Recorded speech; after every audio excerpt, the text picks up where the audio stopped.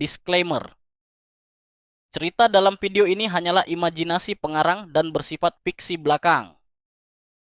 Cerita ini ditulis dengan hiburan dan bukan menjerumuskan tindakan apapun yang digambarkan. Penonton dimohon bisa membedakan dengan bijak antara realita dan fiksi. Mereka mendaki tebing sambil melompat seakan sedang terbang. Di momen ini, tuan muda kedua menatap lekat-lekat pada ayahnya sambil berpikir bahwa di kehidupan sebelumnya dia tidak menyukai sehingga dia tidak terlalu memahami bagaimana rasanya memiliki anak. Jadi dia penasaran ayahnya menganggap keberadaannya seperti apa. Saat mereka sudah sampai di atas tebing, sang ayah terdiam. Sang putra bertanya apakah ada sesuatu di depan mereka. Sang ayah menatap hamparan pepohonan dan hutan di hadapan mereka sambil menjawab bahwa ada makan malam mereka di sana. Tuan muda kedua segera mengambil busurnya dan dengan penuh semangat berniat untuk segera membunuh hewan itu. Tapi sang ayah bertanya bagaimana dia akan membunuh sesuatu yang bahkan tidak terlihat olehnya. Lalu sang ayah meminta pemuda itu untuk menutup mata dan merasakan segala hal di sekitarnya.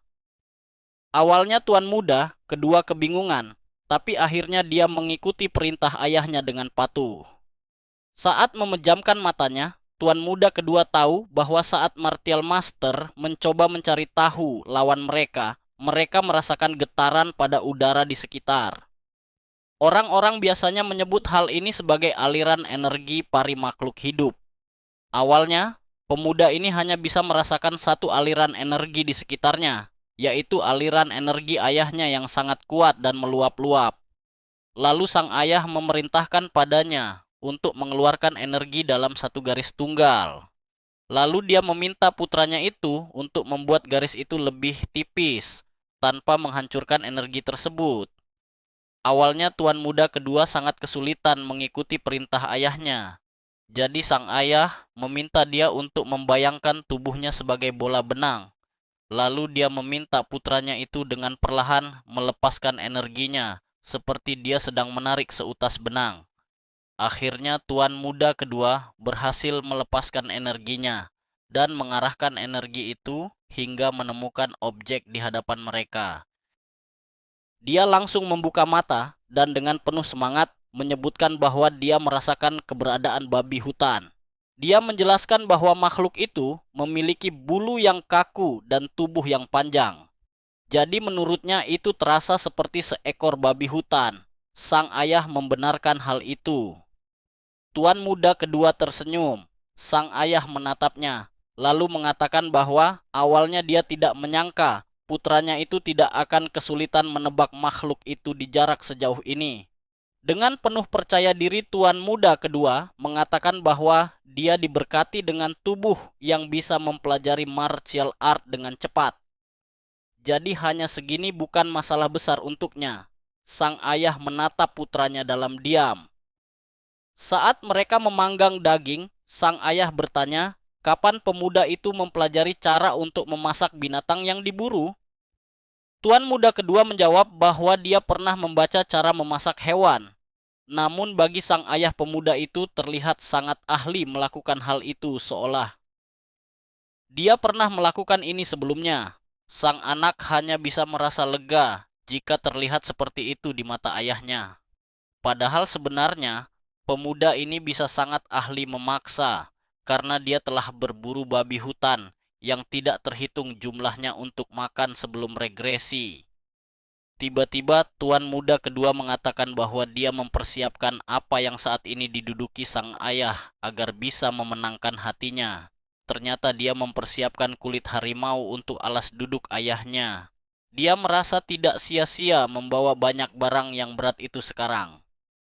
Lalu sang ayah bertanya apakah pemuda itu mengejeknya berburu karena ingin membuatnya terkesan dan menjadi penerus? Pemuda itu menjawab tidak, karena hal seperti itu tidak akan bekerja kepada ayahnya. Lagi pula, dia cukup percaya diri untuk bisa menjadi penerus dengan kemampuannya sendiri tanpa bantuan sang ayah. Tuan pemimpin melihat kepercayaan diri anaknya itu sangat tinggi. Ia bertanya kenapa pemuda itu ingin pergi berburu dengannya. Yang lebih mudah menjelaskan bahwa dia memiliki dua alasan. Pertama, karena dia ingin belajar apapun yang bisa dia pelajari dari ayahnya untuk bisa bertambah kuat. Dan sepertinya dia telah berhasil melakukan itu. Sebelum sang ayah menjadi salah paham, pemuda itu ingin menjelaskan dirinya lebih dulu sebelum memberitahukan alasan kedua. Sebenarnya pemuda ini tidak mencoba untuk menjadi lebih kuat karena ingin menjadi pemimpin Heavenly Demon. Karena menurutnya sang ayah masih sehat dan sangat kuat. Lagi pula pemuda ini tidak ingin menyia-nyiakan masa muda dengan mencoba menjadi Heavenly Demon. Dia merasa cukup puas bisa belajar martial art milik Heavenly Demon dengan menjadi seorang penerus. Lagi pula, tujuan sebenarnya pemuda ini adalah mempelajari Nine Calamities Demonic Art secepatnya dan menguasai teknik itu. Dan harus melebihi tingkatan itu. Karena di masa lalu, bahkan ayahnya yang telah menguasai Nine Calamities Demonic Art kalah dari Huamogi. Jadi setidaknya dia harus menguasai teknik itu. Tiba-tiba suara sang ayah memecah keheningan saat bertanya, "Apa alasan kedua?" Pemuda ingin menjawab. Dia hanya ingin menghabiskan waktu bersama ayahnya sendirian. Karena ini pertama kalinya bagi mereka melakukan hal ini. Sang ayah mengatakan emosi tidak berguna seperti itu bisa membuatnya terbunuh. Padahal pria dingin ini sedang tersenyum tipis. Tuan muda kedua menegaskan bahwa itu bukanlah hal tidak berguna. Karena dia bisa menghabiskan waktu bersama orang terkuat di dunia ini. Bahkan, jika ayahnya menyanyikan lagu, maka itu akan menjadi lagu paling hebat di dunia ini. Atas kerja minum alkohol, maka itu akan menjadi alkohol terhebat dunia ini. Sang ayah hanya terdiam mendengar semua itu. Kapanpun tuan muda kedua mencoba mengingat tentang ayahnya di kehidupan sebelumnya, dia tidak ingat kenangan indah apapun. Karena kenangan ketakutan tidak bisa dianggap sebagai kenangan. Jadi dalam kehidupan ini dia tidak ingin hanya memiliki kenangan seperti itu. Meskipun begitu dia berharap ayahnya tidak terlalu senang karena ini bukan demi ayahnya, tapi demi dirinya sendiri. Langit mulai terang sehingga sang tuan muda membereskan barang-barang dan mengajak untuk kembali. Namun tiba-tiba ayahnya mengatakan bahwa mereka tidak akan kembali sekarang. Karena sekarang pemuda itu sedang pergi berburu bersama Heavenly Demon. Jadi setidaknya mereka harus membunuh seekor harimau sebelum pergi. Pemuda ini sangat terkejut mendengar semua itu. Tapi ayahnya meminta dia untuk bergegas dan jangan bertingkah seperti orang bodoh. Dengan sigap pemuda itu langsung mengikuti ayahnya. Saat mereka sampai di hutan bambu, sekali lagi sang ayah memintanya untuk menutup mata. Dia mengatakan target ada di sebelah kanan dengan jarak 100 yard. Itu lebih jauh dari tempat buruan mereka yang terakhir. Kali ini dia meminta pemuda itu untuk merasakan angin di sekitar mereka dan menyatukan energinya ke dalam angin. Seumur hidup, pemuda ini menghabiskan waktu mempelajari martial art. Ia tak pernah berpikir untuk menyuntikkan energinya ke dalam angin, karena tak ada seorang pun yang mengajarnya tentang itu, dan tak ada satupun martial art yang mengajarkan hal ini. Sekali lagi dong, ayah memintanya untuk melepaskan energi dalamnya. Kali ini sang ayah menjelaskan, jika pemuda itu terlalu lambat dan terlalu waspada, dia hanya akan berakhir dengan sebuah kemampuan kecil. Jika dia ingin menggunakan ini di situasi darurat, maka dia harus mengirim energinya ke target secepat yang dia bisa. Pemuda ini mencoba merasakan angin dan energinya, namun ia tidak bisa menggabungkan kedua hal itu menjadi satu. Dia sangat kesulitan karena kedua hal itu saling berbenturan. Sampai akhirnya dia menyadari untuk menyuntikkan energinya ke dalam angin dengan cara mengalir bersamaan. Setelah angin dan energinya menyatu, pergerakan energi itu menjadi semakin cepat dan semakin leluasa. Hingga akhirnya energi itu menyentuh sesosok makhluk penuh bulu dengan sorot mata tajam. Tuan muda kedua terhenyak. Dia kaget saat menyadari bahwa apa yang baru saja dia rasakan adalah benar-benar harimau.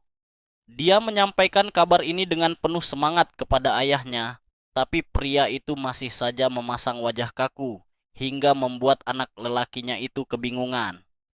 Pria ini hanya meminta anaknya jangan sampai malas melatih pelepasan energinya. Semakin banyak garis energi yang bisa dipertahankan, maka semakin tinggi peluang bertahannya. Pemuda itu mengerti dan berjanji akan terus mengingat nasihat ayahnya. Saat mereka istirahat, tuan muda kedua memberikan botol arak favoritnya kepada sang ayah. Tanpa diduga, pria itu merasa arak tersebut cukup enak. Tuan muda berkata bahwa alkohol itu masih terlalu keras untuknya, padahal dia hanya berbohong. Ayahnya mengeluh karena tidak ada seorang manusia demonik yang akan mengeluh tentang alkohol yang terlalu keras. Tuan muda kedua merasa tersinggung karena dia memang tidak kuat minum. Baginya memiliki hati yang kejam lebih penting daripada minum alkohol yang keras.